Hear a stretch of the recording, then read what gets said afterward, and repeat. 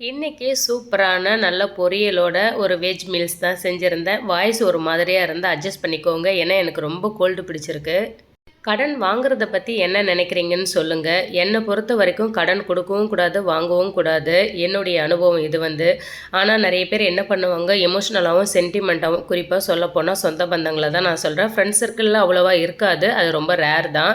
ஏன் நான் சொல்ல வரேன்னா, ஸ்கூல் படிக்க வைக்கணும், பிள்ளைங்களுக்கு ஃபீஸ் கட்டல, ஹாஸ்பிட்டல் செலவு வேணும், இல்ல ஏதாவது வீடு வாங்கணும், நிலம் வாங்கணும், இடம் வாங்கணும் அப்படின்னு சொல்லி நம்ம என்ன பண்ணுவோம், ஆஹா தடவ கேட்குறாங்களே சரி குடுத்து உதவும் அப்படின்னு நெனச்சு நம்ம குடுத்துருவோம். ஆனா அதுவே வந்து பார்த்தீங்கன்னா, தொடர்ச்சியா லைன் கட்டிக்கிட்டு சும்மா கேட்டுகிட்டே இருப்பாங்க. அந்த மாதிரி மட்டும் என்றைக்குமே வச்சுக்காதீங்க.